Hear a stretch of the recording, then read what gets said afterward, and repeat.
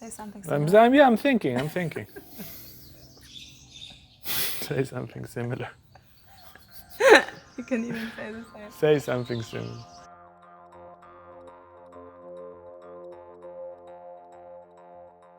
Before we came together and found out what is our purpose and then going ahead and fulfilling it in the past 5 years of our lives quite hands-on, we've been dedicating our lives to finding truth inside. Both of us found around our 20s the spiritual path and became busy only and only with finding the truth inside, to give ourselves what every soul deserves, which is to dive deep into the truth of our own nature, to discover the glorious, magical ways that every human being actually is meant to discover, is meant to live within their lives. Many years we spent on serving the community, doing a lot of voluntary work, retreats, long stretches of just keeping silence, meditating and going inside. We were doing many hours of spiritual practice and personally even years of silent retreats. There was a long period of renouncing the outer world and going full power inside. Many hours of meditation, of introspection, of studying, a very deep community life, spiritual community life, working intensely on this inner transformation, on the inner world, taking the defects and the weak spots inside and facing them, and it was a difficult, or it is still a difficult process, and alchemizing and clarifying and somehow dying to some things and being reborn again. We would basically dedicate every minute of our lives to discover who is really alive inside of us, who is it that we truly are in the depth of our heart. From that quite intense training and community life and entire shift into a spiritual lifestyle, we gradually discovered what is actually our way of expressing ourselves creatively in this world. I started teaching already quite early on and established a quite full life in my community in Berlin, where I was quite celebrated and everybody was very proud of how I'm doing and so forth. But I knew within my heart that I'm not yet fulfilling what I'm meant to fulfill. Once the two of us met and also gloriously fell in love, Gloriously. we found out that actually we share a purpose together. And after many years of inner work, I think 8 in Blandine's case and 13 or 14 in my case, we decided to go to Thailand and open a school.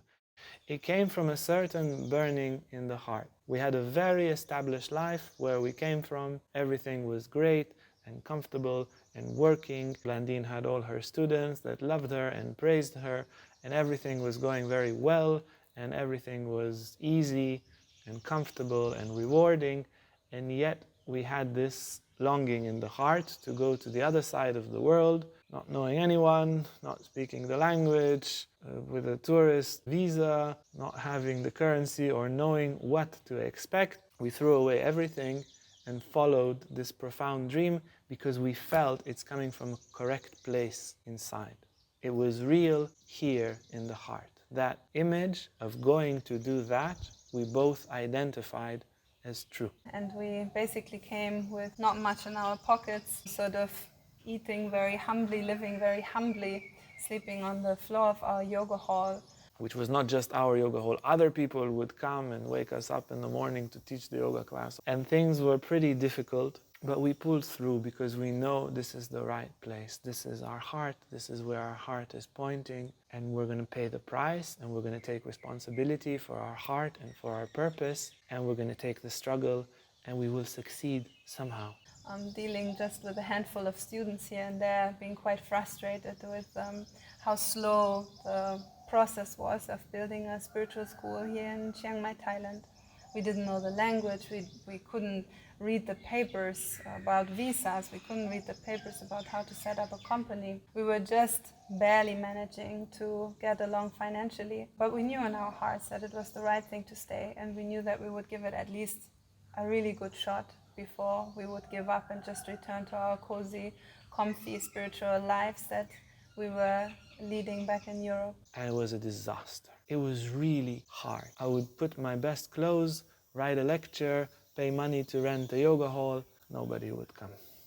Next day, I get dressed again, write a new lecture to energize, go to the yoga hall, and nobody comes. And then a student would come and not come back. And I was like, my God, we left everything. We put all our money in this. We're on the other side of the world, and it's not working. And then there were 2 students in class, and then 3, and then 5. And then after a month or 2, suddenly 20, and then 40, and then 60. Sometimes 70 people squished into our tiny little yoga hall that they could barely fit. So many motorbikes parked outside, one on top of the other, and people came out of the class super happy. There was light in their eyes. And it was so rewarding to see people come with a closed heart, with a contracted inner state, and come out relaxed and happy and smiling and connecting. And to see them, our students, week by week, month by month, gathering strength and confidence and purpose and having light in their eyes.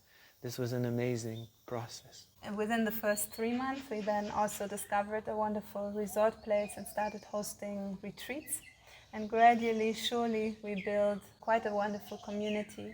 By now, with many of our first students already teaching their own students and inspiring us with how wonderful they're transforming and growing and keep walking on this wonderful path of self-discovery. Gradually came this idea and this dream of having an ashram where we can host our retreats. Our dream was recently fulfilled, and this wonderful ashram where we live and where people can come for a very intense and elevated spiritual impulse and very heart-warm spiritual life. That dream came true, and now we live here and make these videos for you. So just within a span of 5 years, we've been witnessing so many accomplishments, so many grandiose successes that happened through us and around us just due to the fact that we stood with our heart, that we remained aligned with what we knew to be true in the depths of our being.